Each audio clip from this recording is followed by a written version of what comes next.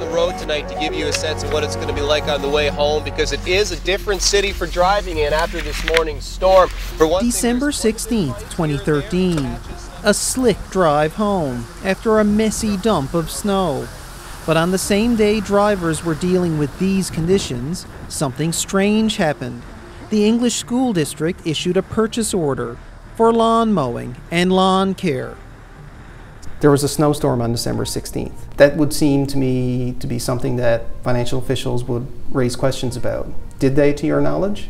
No, there's nothing to my knowledge that was challenged on this particular series of transactions, because there were a number of transactions involved here. White snow, but lots of red flags. The school district had lawn mowers of its own and hired a company that wasn't actually in the lawn mowing business. I think the very best case scenario could be that there was some rational reason why they would be hiring someone to do work that the district has staff to perform, and it just simply wasn't documented well. And what's the worst case scenario? Well, the worst case scenario certainly with these types of risk factors would be that it's fraudulent activity.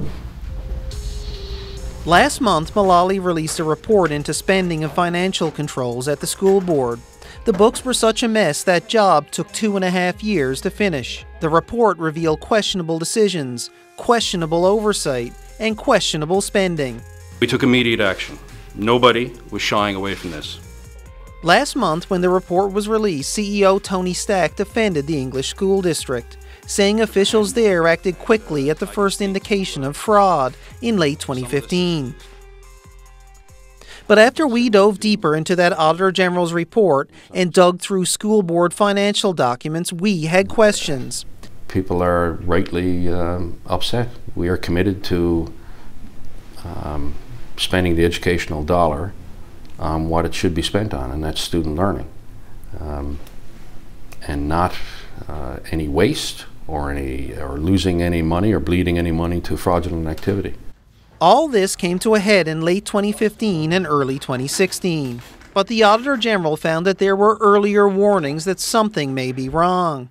In 2013 and again in 2015, a whistleblower warned that a school district employee fixed quotations to benefit vendors of choice and approved purchase orders for work that was not necessary or work that did not get done. There was no evidence this was investigated. From the fall of 2013 onward, Stack was directly in charge of the Facilities Division, ground zero for all these problems. Do you feel you should have known more or could have done anything differently during that time period? It kills me that that we have one of our own take advantage of an operational environment, take advantage of the situation at the time to essentially behave in a completely unacceptable manner. But wasn't the lack of proper oversights by the board part of the problem that led to this situation? Yeah, I would agree with that. The problems predated Tony Stack's time in management at the school district, all the way back to 2008, when it was called the Eastern School District. And there were specific warnings in 2009 about this specific facilities division from the internal auditor about weaknesses in the system. We asked the school board for that report from nearly a decade ago, but we can't get it because it's now part of the ongoing RNC fraud investigation. I think most importantly right now is that the district really put a concerted effort into addressing these significant weaknesses because they're still there. And it's important that they move forward to address these risks and put the right controls in place. That's the most important thing in my mind. Why is that important? Because these things could happen again. I would agree with that completely. Tony Stack says that work has begun. More education, more training, more oversight by employees. I'm accountable to the board of directors, and they've made it clear that they want me to turn this around. And that means turning it around in terms of the policies and procedures, but as well as the culture. And I'm committed to that. And I'll be held accountable for that. This stuff shouldn't have been that hard to catch, though, should it? As I said before, we